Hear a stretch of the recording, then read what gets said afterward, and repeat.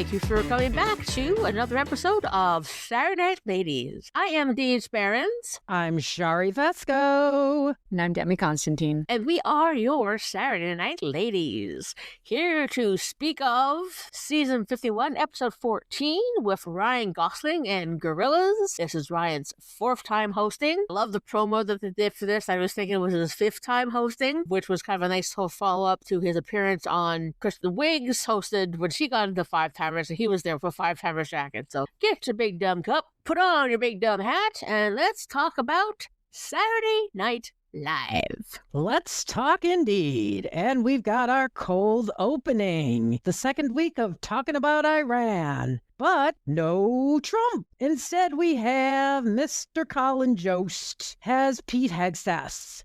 And he is introduced by Jeremy Culhane. I'm not sure who Jeremy is playing. I wasn't positive, but he's done this before where he's just a general military guy. So we'll just say that. Yeah, I think it's more generic military, but yes, 100% Trump-free. Awesome! I agree. And Colin, as usual, is his best high testosterone self. I will just leave it at that. I'll let the ladies expand on that. I did like Ashley's Christy Gnome, and Christy got fired. So, of course, they had to highlight that as well. The usual reporters here, we got Tommy, Andrew, and Ben. I didn't recognize Ben. He had like this schoolboy hairdo, and it threw me off. He didn't have like his moosey thing that he usually has going on, his moosed up like spikes. So I was very thrown off. But anyways, those were the usual reporters. And now I'm going to throw it Deej, and she can continue to fill us in on all of the goings-ons in our cold open. Alrighty, here is stuff I liked. I just have to adjust my notes here. I loved him calling he did a cake stand, they called it a Hague stand. But don't worry, it's filled with Sprite, wink. The other one was, let me put it in terms that I can understand. The other one was, what are you, my high school girlfriend? Which I had. So defensive. Sarah referred to him as girl. You've correctly guessed her name as Jessica. No wonder I'm single. Just the whole ridiculous of white Hamilton. It just proves the cluelessness of this guy. Because yes, originally Hamilton was white. It was just a different interpretation on the actual stage. Christy Gnome being reassigned under the bus, claiming that she was self-deported. She mentioned, and this is actually true, she is become a special envoy to the Shield of the Americas. Kind of weird because it's some sort of conglomeration of people from Argentina, Bolivia, Chile, Costa Rica, Dominican Republic, basically all these countries that she's probably deporting people back to. At the very least, she's not in charge of all this anymore, so we don't have to see her fake face. The other part was, like I tell my plastic children, the work is never done, and you miss 100% of the dogs you don't shoot. Oh, monster. She's a monster. So the more that you're describing this, Teach, the more vindicated and not vindicated, but satisfied I'd feel for this dragging. I think a USA Today article came out before the show was over. USA Today and Hollywood Reporter put out articles before the show was even over. They didn't on the day we struck Iran, so that should be a key indicator that they were really busy. They didn't really notice what SNL was doing that night, so that told me that stuff was really going down. But anyway, they did put the self-deporting line in the headline for USA Today, which I thought was funny. But this cold opening really seemed to be listening to all the comments. Like, we don't want Trump. Jost as Hegseth is the only thing that brings a little bit of joy to me anyway. So I think they were just like, okay, we're just gonna cut the crap. Oh, to me as well. We're just gonna get the people what they want. I think a lot of people feel that way. I saw James Madison Johnson doing Trump described as dutiful in an Esquire article I read about how art is changing in the current climate of things. And I thought that was a really good description. It's very dutiful. It's not very inside baseball or snarky or edgy. It's just, he's just doing it. He's just doing his duty pretty much. But I'm glad he got a night off. I'm glad we got to see Joe. I love the way he plays him. It is so satisfying. He's a frat boy who's in charge of the entire military. So let's just portray that. It's fun and it's funny, but it's also cathartic because I think Andrew Dismukes had I think my favorite line from the whole thing is like, what the hell is going on? Like, and it's like, thank you, Andrew. Yes, we are all wondering what the hell is going, what? Much more palatable a very enjoyable cold open for me. And it has over 3 million views on YouTube right as of now. So great job. And let's not forget, I guess it was only like 4 minutes long. So that's kind of nice too, because they've been way too long lately. Cold opens have always struggled with length. So it was nice that this was in, it was out, it was funny. Some people are saying Colin's getting tiresome with the Hegseth. I agree with you, Demi. I totally agree with you. I'll take him any day of the week. At least it's really funny and over the top and not the Trump. Though Judge does the best job he can do. It's just... And it's really well written, I think. He plays the character like a Big Brother bully from the 80s, from like... Agreed. The brother in Weird Science, for those of you who are of the age who would remember that. And although a lot of stuff from that era didn't quite age well. All the O'Doyles in one person from Billy Madison. Yes, definitely the bully, the Big Brother bully. Excellent. But good examples from both of you. I guess we're moving on to the monologue. This, I think, is one of my favorite monologues this season. I thought it was a lot of fun. Ryan, he's not my favorite actor, but he is great on SNL. And man, whoever is his stylist or whoever worked with him on the show, he looked so sharp. Really nice suit. I like a well-dressed man, and he looked very sharp. He really takes his hosting seriously. He's very serious about being on SNL. He reminds me a lot of Justin Timberlake in that respect. That he is really hardcore. He goes all in. And he definitely goes all in this monologue. And what a delight. Next week's host, Mr. Harry Styles, is in the front row. Seeming very relaxed. This makes Ryan very nervous. And he's trying to do his whole thing for his movie that's coming out, Hail Mary. He keeps getting distracted by Harry. And then Sarah comes out for a dance number, and she gets distracted by Harry. Sarah's great here. Sarah's great all night. This was a good episode for her. And then Mikey comes on and tries to make Ryan feel better. And then the whole cast comes, or 90% of the cast comes on, and they sing the song that, of course, is sung by Harry Styles and Hail Mary. And it's just a whole thing. I'm not going to go into too many details because the other two do a nice job of filling everything in. But it was really fun. And my favorite part was Sarah going down and like booty dancing at Harry Styles. She is getting all the attractive males to dance. She's done a lot of dancing with attractive men, and I don't hear her complaining. So I'm glad she's having a good time.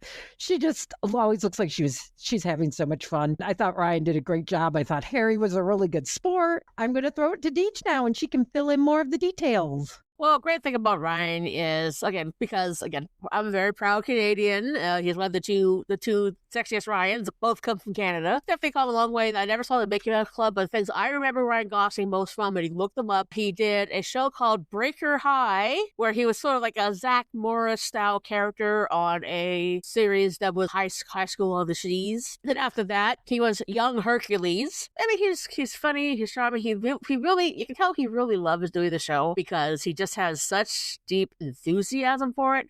And in fact, if you're not into it, the audience will definitely tell. You cannot fake not being into this. The Harry Styles thing was like, and what I really like is when they involve some of the crew in the sketches, revealing that was the guy on camera too, who kept getting Harry Styles up there. And all the different styles. They have the split screen, then they have the superimpose him enjoying the song. We always have to compliment the makeup and costume people. First, you got the alien dancers, which work so well, and then everybody coming in. So much work for like maybe 2-3 minutes of content. They did not miss a beat on that. Everyone looked great, especially the 5 backup dancers with the alien heads. But when everyone else was coming out in the silvery costumes and singing the song, that would take a lot of work. But a lot of the people having to try to get out of that makeup and get to the wedding sketch was pretty good. With this episode, Mikey Day, he joins the top 10 list as most episodes as an SNL cast member. So we have a couple of key moments in a couple of people's careers, which we'll get to later. What a delight to watch. I mean, I just really got to point out Sarah's meta reference when she stepped off the stage to get to Harry Styles, like, get me to God's country. That was so funny that they're just like, that's become like a reference now.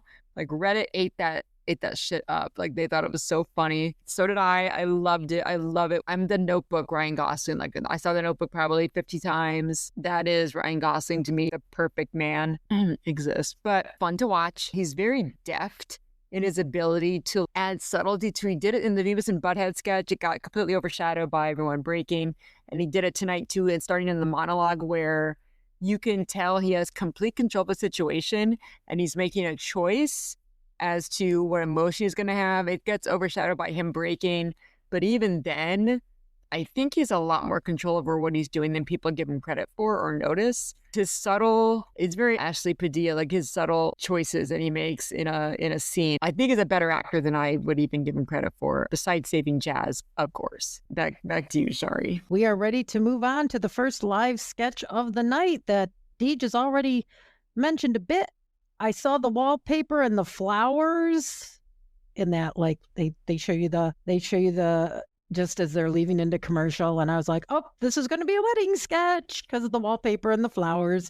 And sure enough, we came back and it was indeed wedding traditions. Cam, we get a shot of Cam. Not a lot of Cam tonight, but a little more than last week. Being the DJ, the wedding couple is Mikey and Sarah. I know a lot of people freaked out because they saw Chloe and Andrew together at a table. And I think everybody thought we were going to get another Domingo.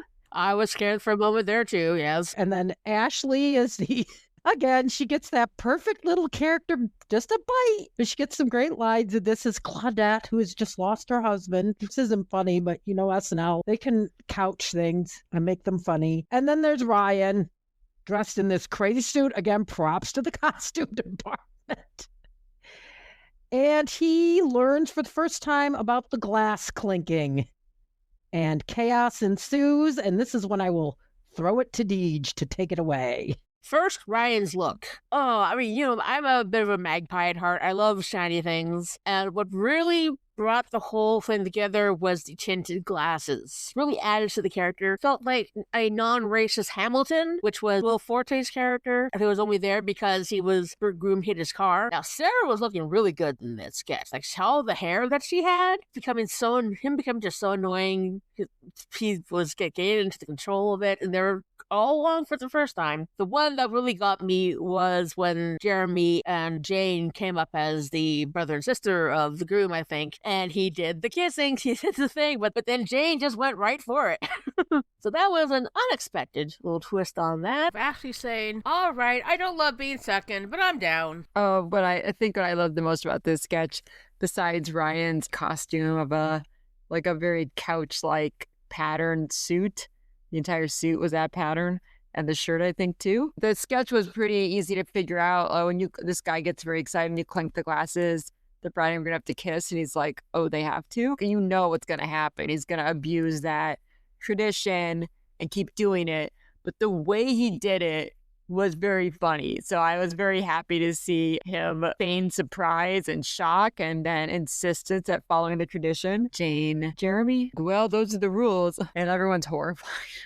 It's so bizarre. I liked where they went with this, even though, and this was, Ryan elevated the sketch into making it absurd and funny and not annoying. Good job for everyone. And this was definitely a highlight piece for Ryan. I'd be curious if this was written before for other people, because it seems fairly interchangeable, but Ryan really made this into a meal, which I appreciated. All right. Well, we've moved on to our first pre-tape of the night. Surprised they use the actual drug name. I'm really curious. Sometimes they change the names of the products, like make them fictional, and sometimes they use the real name. I'm not sure.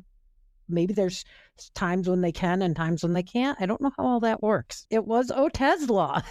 And people in the chat last night, because I made myself stay up, because this episode was so interesting. They took so many risks that we're going to talk about later that I really wanted to stay up. People compared this to Happy Fun Ball, which is a very old, very classic faux commercial where the Happy Fun Ball is going to kill you, blah, blah, blah.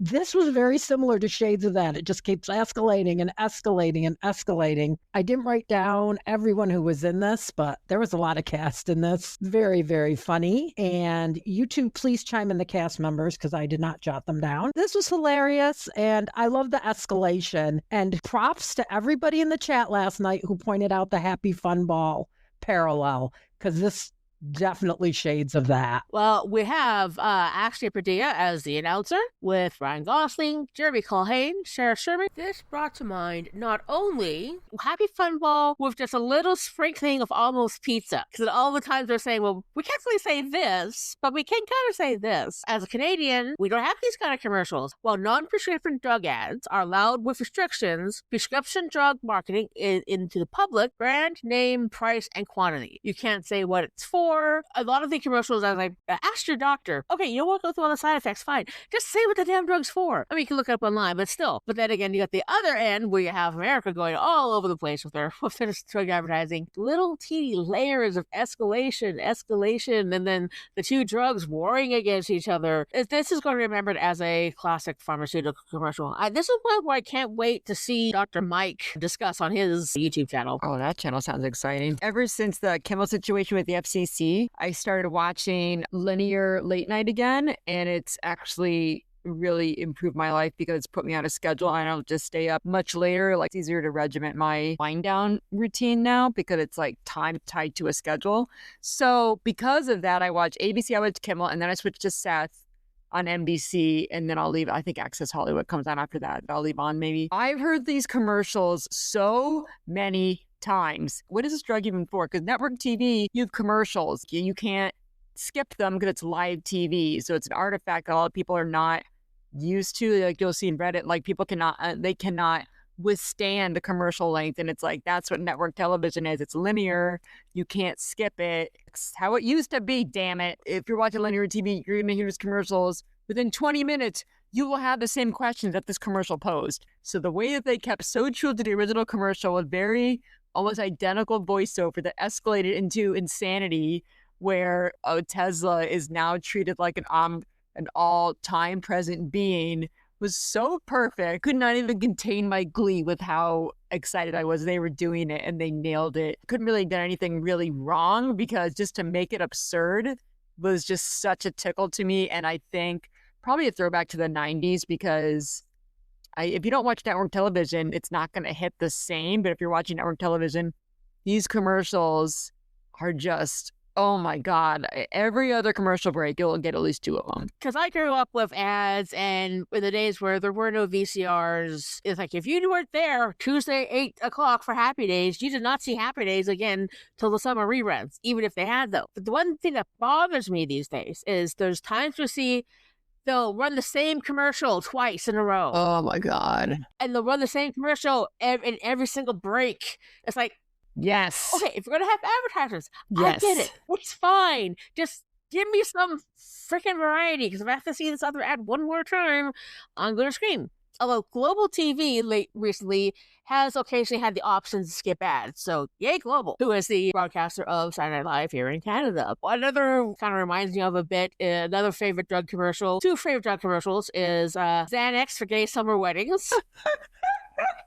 And the other one was Chandra's commercial with Kristen and Bill. If you notice symptoms such as rashes, fever, droopy lip, jazz hands, Robert De Niro face, or incredible Hulk strength, then call the police right away, for it is beginning. But the most common side effect of Chantix is mild nausea, as well as waking nightmares, where patients violently paw at the person sitting next to them. So use caution when operating spaceships. Spaceships? Oh, I think you're having one of those waking nightmares. Banana? Yes, Orange. Hi, Banana. I love you, Orange. Hi, Banana. Kill him. Kill your husband now. Get him. Those two play so well for each other with their reactions, because it's mostly silent. Drug commercial parodies are always fun. Because they play those commercials so often, so often, ripping it to shreds was so satisfying. Like, oh, they are going there.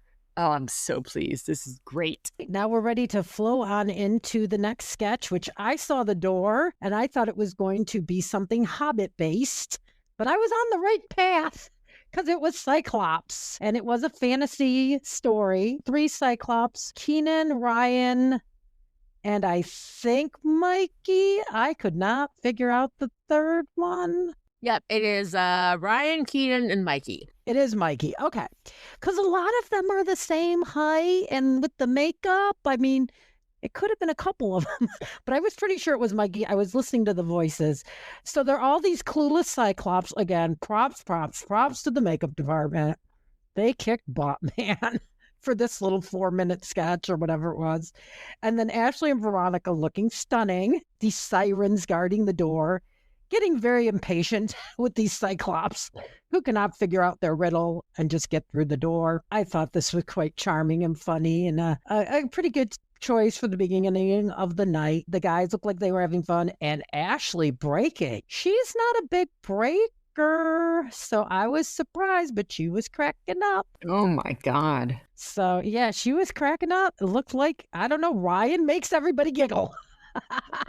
So The makeup for the Cyclops eye, Cyclops E, I'm not sure what a Cyclops is. I'm not sure what the plural of that is.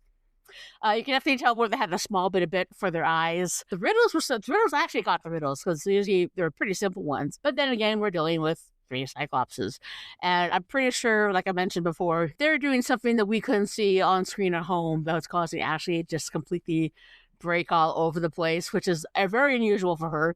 Veronica came very close, but just was full on giggle mode for the night. And I love their look too. Both of them are very beautiful. Although you could definitely tell the height difference between the two of them. So it's a very charming kind of things. I just like what they're doing in the end when they thought that the key was the treasure. It kind of fits for the kind of characters they're playing. That was a great, where they're all just grasping at the key at the end. That was a nice little lead out too. I did really appreciate Brian and Ashley, who Ashley made the sketch guarding the door with the riddles. She was not okay. She was hanging on for dear life to not break. She kept it together enough, but I was like, oh my God, Ryan is destroying these people left and right. He's gonna cut everyone down like a cutlass with his charm and his breakability. But I start laughing around Ryan Reynolds. You know what? I think I would have a hard time keeping a straight face in a comedy situation around not Ryan Reynolds, around Ryan Gosling. Sorry, would you be able to keep a straight face? Probably not. I think he's contagious, because he seems to do it to everyone, because Heidi never broke, right? But apparently that was more Mikey than him. But still, he is just, and he was doing it all night. Like, and I thought he was better tonight than he usually is. I thought he was breaking less. That's interesting. I thought he was breaking a little less, but everyone around him was just. Yes. He was making everyone around him. He's patient zero for breaking. I think he is. Him and Jimmy Fallon. Jimmy Fallon wasn't making other people laugh. Ryan was making other people laugh tonight or last night. He was just so excited to be there. But this was very meta, because it was leaning into the fact that Ryan breaks and everyone knows it. Like, how many times is he going to break? Like, that was like the prediction, on Reddit. Like, how many times is he going to break? Oh, it's going to be a giggle fest. Oh, not interested. Like, not in a positive way. So the fact that they like design things I'm sure we'll talk more about it in another sketch, but this is the beginnings of like, oh, they know exactly what they're working with, and this is a tightrope walk that they have designed, because they know this is gonna be a rough night. It's gonna be a rough night for some of those guys, and it was very like Gladiator style that we got to watch that. And then a lead into our pre-tape. This was a Willy Wonka spin. Monty McTreat's Bakery with Chloe, Mikey, Jadge, Ryan, Veronica. And we've got these we were talking last night. They were talking, nobody knew what to call the little dough creatures. I'm calling them Donies. I don't know what everybody else is calling them. They kind of look like Poppin' Fresh Doughboys to me. And this was definitely shades of Home Alone, shades of Scooby-Doo, where they're taking these classics and then turning up the kind of horror vibe. And there's a poor Donie hanging in the hallway. And there's quite a few kids again. They didn't have lines, but they had great facial expressions. And then Keenan comes in to fix things and instead gives them the helpful knowledge that, well, this is what they do when they mate. They mate and then they oft themselves, which nobody really wanted to know. But typical, Keita role. He's got to put some little zingers in there. So this was a lot of great visual effects. I'm a big Willy Wonka fan, so anytime they go back to this well, I'm all for it. I thought this was absolutely gorgeous. Again, shout out to the video units, the film units. This just looked beautiful. And Ryan, again, having a very good time singing his song. And Veronica, very good in this as well, doing some singing with her beautiful voice. So this was a lot of fun. I enjoyed it. And I'm curious what you two thought. We'll start with Deej.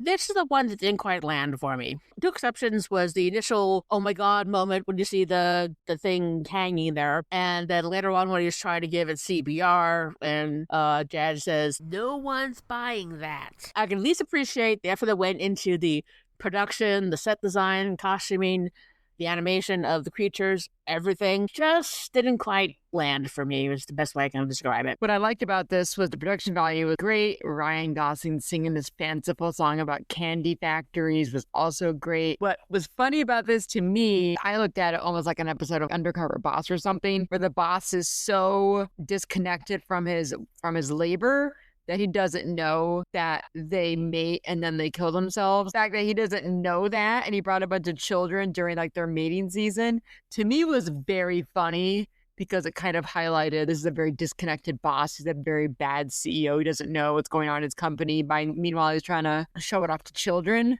Like if you're following financial markets right now, there's a lot of enabling going on with the administration and the alliances and stuff. So I don't know if that was directly referencing that. I doubt it. But to me, that's what made it funny because it was highlighting like how this guy doesn't know what his own people are doing. And it was Ryan Gosling feigning horror and then confusion, which are very funny emotions to play out. If those weren't the emotions, I need to get new glasses or start watching SNL on my computer instead of the TV because there are little subtle things that I miss a lot. But I liked what they did with this. It was a lot of capital put into it in the beginning, and the payoff wasn't by best friend's house level or anything, but it amused me a lot. We're leading into the musical guests, and they had so many people on the second song with names that I will butcher.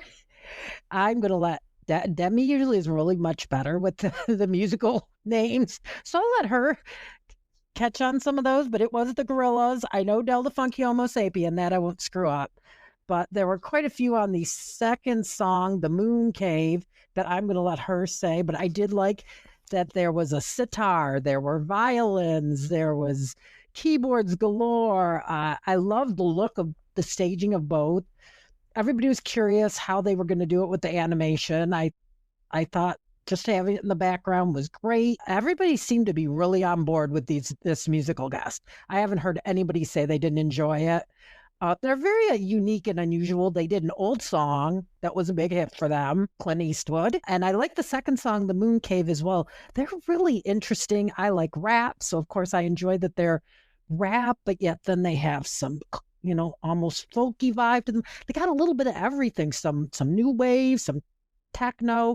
I mean, they're quite a mixed bag. I know of Anushka Shankar when I worked at Virgin Megastore back in the 90s. She is the daughter of Ravi Shankar, which had a lot of influence with the Beatles when they were in India. Oh, there's Asha Puthi, then Jayla Nurgonda, and Black Thought. I love Clint Eastwood.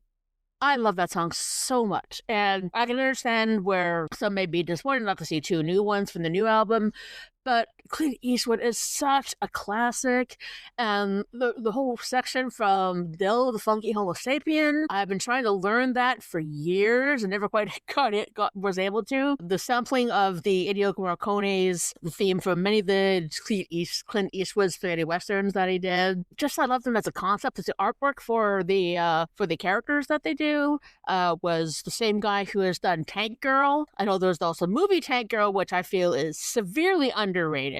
I loved it personally. The whole rap thing, I love it. The beat, it's just such a freaking good song. And one thing I will point out, it's always fun when the host introduces the musical guest in costume, because Ryan still had the Cyclops makeup on. Gorillas, I've been a fan of them for a long time, especially Clint Eastwood. Being able to hear it all live and all the everything they had there was so personally epic. I was wondering if they were going to use Clint Eastwood, I would understand, because I think that song came out, I think 99 or 2001.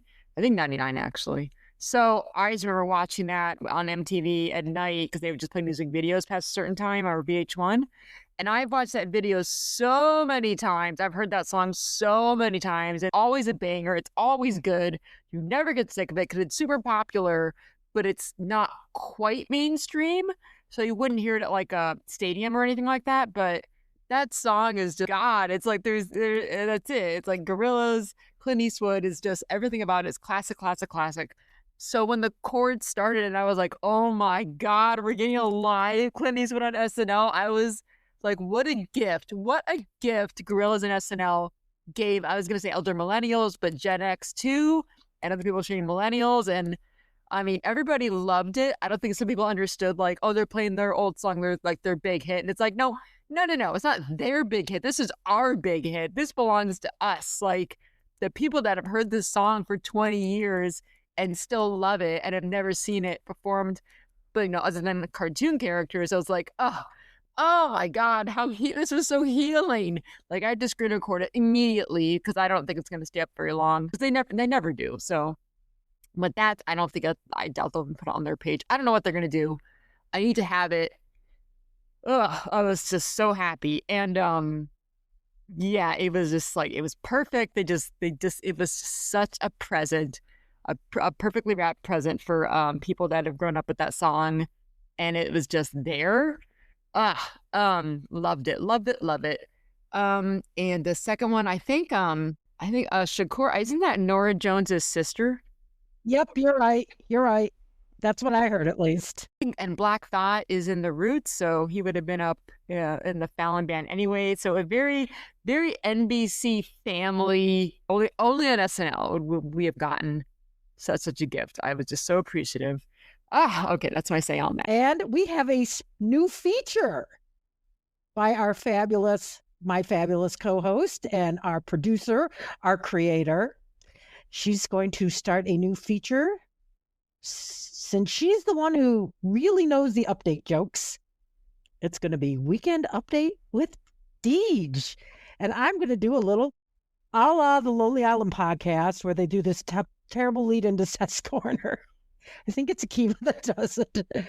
I'm going to try to do something short and sweet, but I'm going to do it. We'll see how it goes. Well, we got to break it down because it's Weekend Update, and we got our girl Deej, and she's pretty great. She's going to give you the jokes that are number one because she's our girl and she knows how to have fun. Take it away, Deej.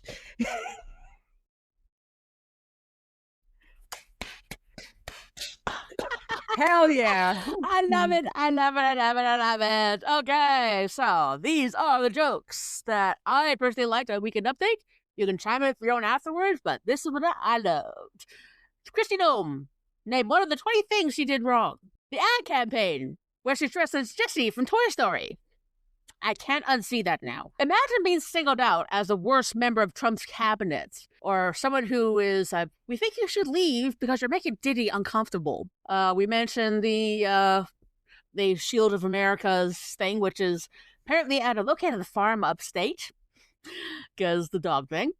Jared Kushner as the next leader of Iran. I can totally see him doing that, though. Entity that wasn't paying on these bets, and Colin's thing of technically the Ayatollah never left the office, which is completely, and his reaction was, oh, a lot of Ayatollah fans here tonight. The reactions to a lot of the jokes were so good on this one. Apparently Trump is ending his long-term banning of the White House Correspondents' Dinner, as we heard last season that they're no longer having comedians, but this year they're having Mind Reader Oz Perlman, which Jay's response was, yeah, I can read Trump's dementia.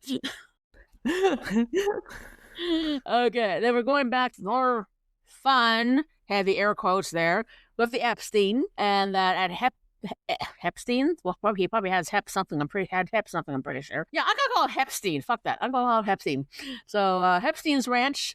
That all the horses are all ponies, and then Jay's reaction to the audience's reaction. Hey, you're really bumming them out there. One of my absolute favorites for this. Robert F. Kennedy, because I love when we do this, shown here, blah, blah, blah. I love those runs. Robert F. Kennedy, which is what happens when you leave Walton Goggins in the air fryer. Can totally see it. Trump's neck rash, which apparently someone washed his shirt in holy water, which hits harder now because there's this one brief, I didn't actually read the article, but apparently he had a bunch of preachers praying over him in the Oval Office. It's like, the Harry Potter world in Abu Dhabi, hoping they know the spell for missile and deflectus. And Shay, I absolutely love that one. The sarcasm on this one.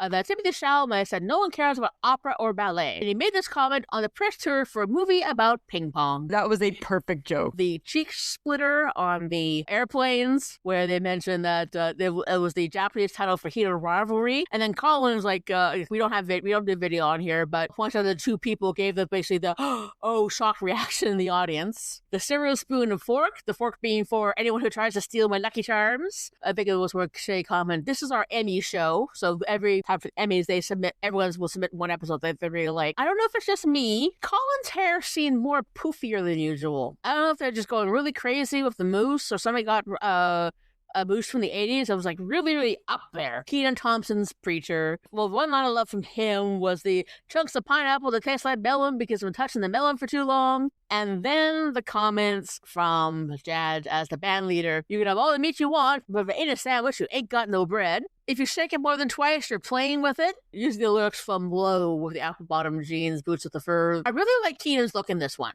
That white hair, that really looked good on him. It just reminds me of all the fun of what's up with that, because when Kenan gets his soul on, he is so phenomenal.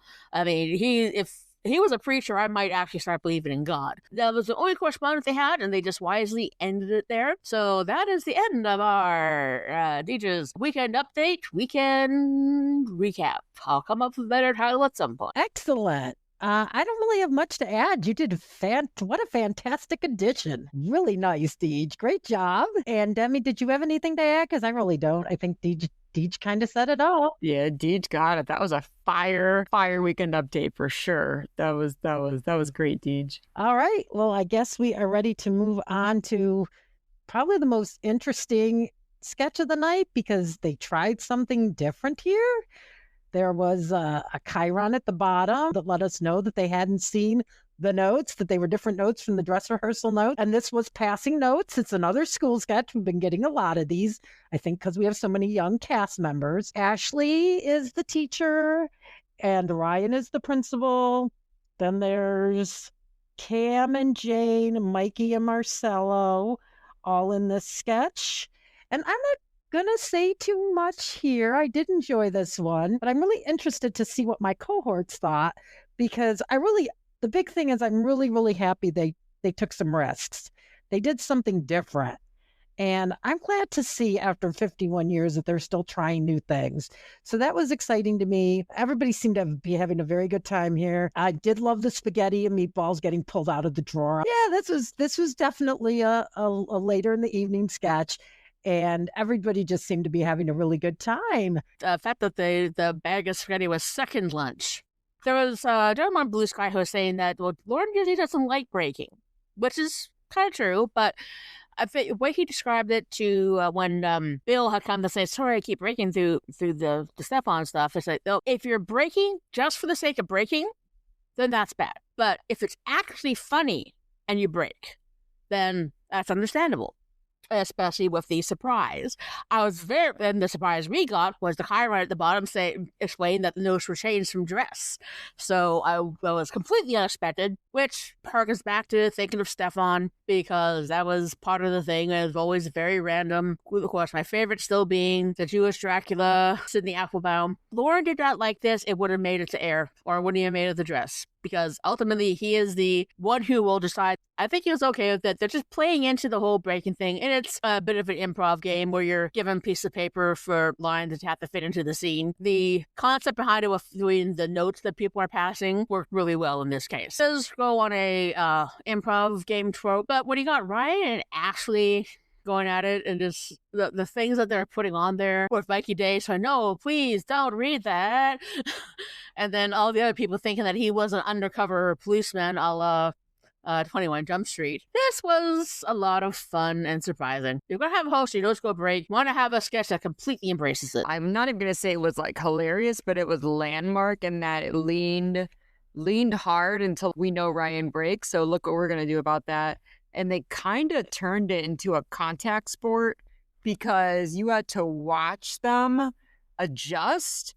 And if you were like, well, maybe they really did see the note and this is just for the show.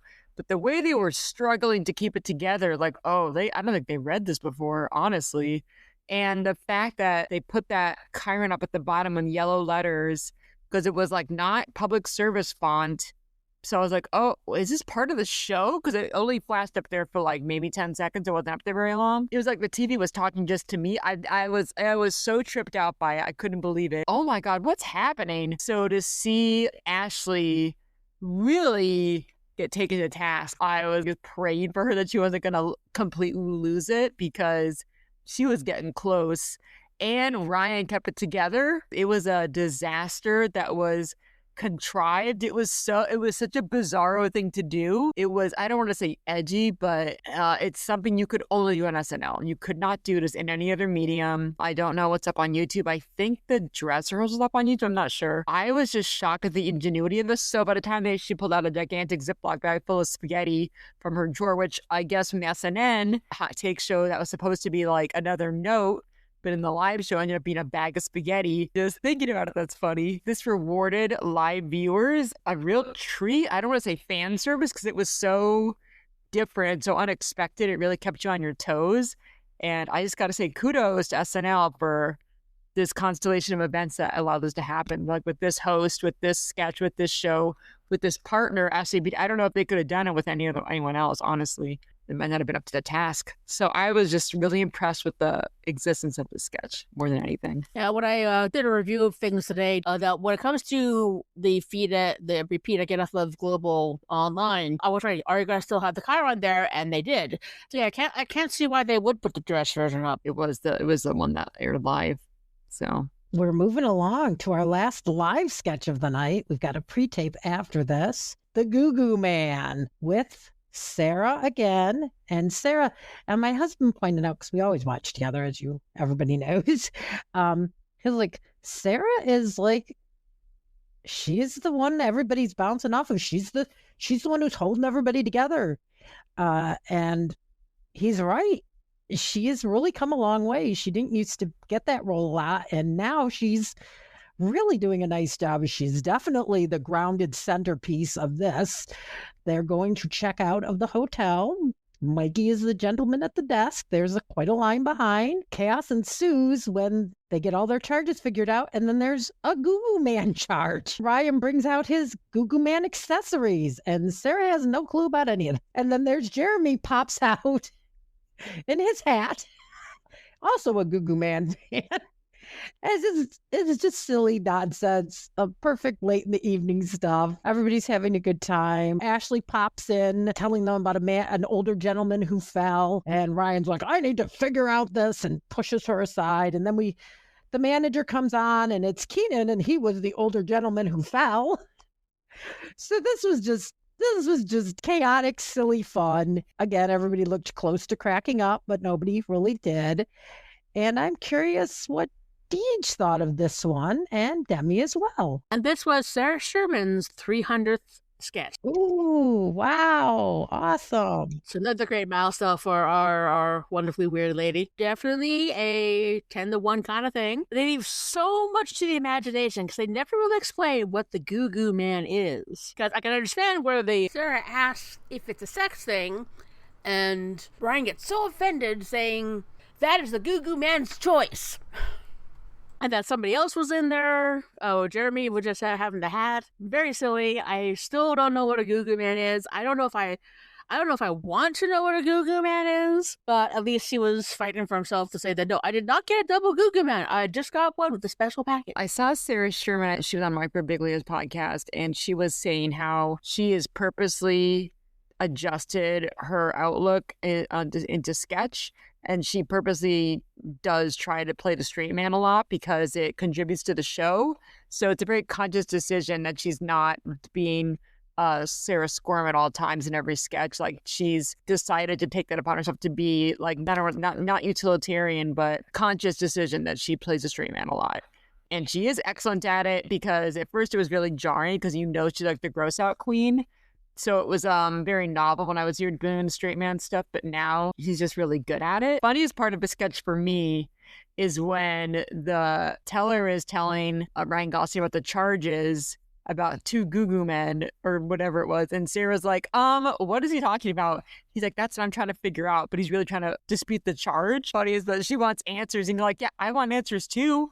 I only got 1 GooGoo man. Like, why are you charging me for 2?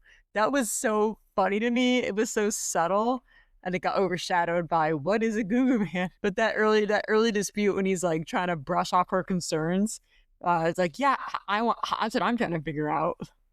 I loved it. The podcast you're speaking of is Working It Out with Mike Birbiglia. Thank you. Yes, it was a really good one. I have that on my subscribe list. I've heard the Bill Hader episode many, many, many times. Oh, I don't think when was that? They were both in the movie Trainwreck. So they had that experience together. So he's a very good interviewer, and yeah, so it is a podcast worth listening to.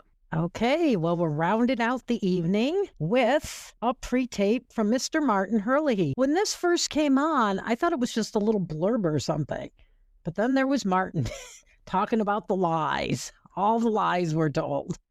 And we get everybody in here. Judge, Jane, Jeremy, Veronica, Cam, Colin, of course, and Seth Meyers. And we come to find that the biggest lie is Martin is going to pretend to be Seth. And there's this weird mushing of his face with Colin's face. I don't know what they did. It was bizarre. and he goes on Seth Meyers' show, and it's bizarre, and ends with Colin getting shot by Jane. I think this might be my favorite of the Herlihy films, and I've liked all of them. This guy has a definite career as a film director, I think. His ideas are really on point. He's very smart. And yeah, he's not the best traditionally good-looking guy. And I think that's haunted him a lot. And Colin is very much the traditionally good-looking guy.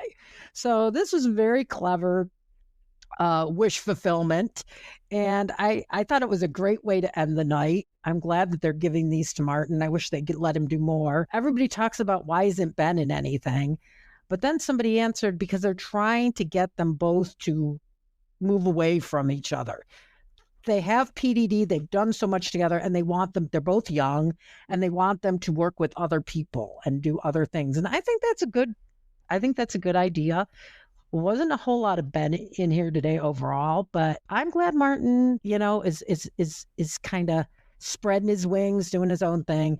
I thought this was very clever. I loved Colin in it. Colin had a night tonight. They were saying that this might be Colin's biggest night yet, because he was all over the place. So thumbs up for me, and I will now pass the baton over to Deej. Just so worth the perspective they did of Colin's head on Martin, and it was so big, almost a Jay Leno type jaw. Love seeing Seth in there because Seth is such a brilliant presence, such a brilliant writer. Anything, I think he's the one I would want to come back to run SNL when Lauren decides to no longer do it. It was just the right length. I'm still not completely sold on these. I mean, they're okay. I'm just not really been using it more as if we need a quick little time filler at the end. I love that episodes all hit differently for everyone, but this pre-tape was a 10 out of 10 for me. This is like 11 out of 10 for me. The escalation was so ridiculous and so satisfying to go from I'm just doing white lies to I'm impersonating Colin Jost with a fake Colin Jost head and going on Seth Meyers, and no one notices. It's so stupid. And then Jane has to shoot one of them because you can't tell the difference because Colin can't remember what his kid's name is. That's funny. I loved this, and it's really good to see Martin Hurley, his name on there, because it's a connection of Farley, because his dad did the Hurley Boy with Adam Sandler and Chris Farley, which, Chris Farley's SNL for me forever. So it's nice to see his name up there and see the connection still going. So I liked it for all of those reasons. And we're going to let Deej inform us about the photo that went up, because I did not know this gentleman who passed away. So please fill us in, Deej, for sure. If you've read or listened to Life in New York, you'll know that Bernie Brillstein, who passed years ago, very famous agent and agency, has long represented many people from Saturday Night Live. Lorne Michaels was one of them. Sandy Warwick was an agent with that group, part of the talent manager, partner and senior executive vice president of Brillstein Entertainment Partners. So I'm guessing that once Bernie Brillstein passed, and he took over representing Lorne. But he has quite an extensive client. He helped create Def Comedy Jam. He produced The Muppet Show, The Sopranos, Politically Incorrect, Just Shoot Me, News Radio, Alf, Larry Sanders Show, Rules of Engagement, and The Goldbergs. So he also represented Adam Sandler, Tim Herlihy, Don Mishner, Jeff Ross. I don't know if they mean the comedian Jeff Ross or the producer of Conan, Jeff Ross. Wow. Colin Quinn, Rob Schneider, Norm Crosby, Peter Falk, passed after a brief illness at the age of 86. As I've long maintained, we have the people in front of the camera, but we also have to honor the people behind the camera and behind the talent, because the Brillstein agency is very much connected to Saturday Night Live's history. So this is the part of our show where we give our ratings, and I actually came up with a rating today. It's going to be Cyclops Eyes. I'll start us off. I thought this episode took some real risks and chances. I really give it up to everybody, especially the makeup and wig department that we always talk about. And one day we're going to get one of them on here. I am going to do it. I'm going to get somebody from hair or makeup or something, because I just think they're phenomenal. And I've never really seen them in too many interviews, and they're just so important to the show. Kudos to all of them, and to the film unit folks. Some great pre-tapes tonight. So this was a 7 Cyclops Eyes for me. Lots of fun. Ryan didn't disappoint. The gorillas were awesome. I loved the sitar. I loved all the different genres that they played with. This was a fun one, and definitely probably in my top 5 or 6 of the season so far. How many Cyclops Eyes are you going in, Dee? Oh, and I want to make one more note about this. Another milestone here is last night was Sarah Sherman's 33rd birthday. Oh, happy birthday, Sarah. Yay! Yes, Sarah, I still love. I'm going to say 7.3 Cyclops Eyes. There was a lot to enjoy about this. There was a couple minor I was like, I'm not quite sure about that thing. But Gorillas, Clint Eastwood Live was awesome. Ryan, with his openness, to just embrace the fun and the comedy. Because as you know, Canadians do comedy good. Here's one more and he gets his 5-timers. I'm pretty sure that is probably going to happen next season. But you can always tell when a host is really just loving what they're doing. All right, I go high. I'm going 9 Cyclops Eyes for these reasons. I thought the monologue was inventive. I heard from SNN Hot Take Show that they flew Harry Styles in from London that day, specifically for that cameo. I thought that was really funny, and it promoted the show, so I thought that was a really clever meta moment. They leaned into Ryan Gosling's notorious breaking and made it part of the sketch, and then roped in the viewers through some third, fourth wall breaking, which was very inventive. They had gorillas performing a song that I don't think a whole lot of people have seen perform live. And The Lie as the capper, I was just so pleased. I was just so beside myself with the novelties over canon and general enjoyment. I'm giving 9 Cyclops Eyes. Oh, and a couple of the notes I found. Last night was also Ryan's wife, Ava Min. That was her birthday. He also thanked his children, Emma and Ezzy. And, of course, he did give a shout-out to Sarah Sherman for her birthday. Global did not cut off the goodnights until at least the hugging part of the process. But they at least had it on for the goodnights up until that point. So I think that's actually going to be a new thing we're going to do for this. Does Global cut off the goodnights? Can be very much different between NBC and up here in Canada. So So I think that brings us to the end of our episode. Thank you so much for joining us again. We appreciate each and every one of you. Spread the word. Let the people know we exist. We want to have more people come and listen to us, do all sorts of fun things. After this, I'll be editing this week. So this 5 weeks, We Heart Hater, where we're going to be talking about the 3rd episode of the 1st season of Documentary Now, Canuck Uncovered. And although the world may seem bleak, you must go forth and find that funny. Funny as hope. Saturday Night Ladies is a presentation of Wacky Notion Productions. Hosted by Deeds Behrens, Shari Fesco, and Debbie Constantine. Recorded and edited by Deeds Behrens. Off-week show research by Shari Fesco. If you'd like to be a guest on the show, just email SaturdayNightLadies1978@gmail.com. And as always, like, share, and subscribe. Thanks for listening.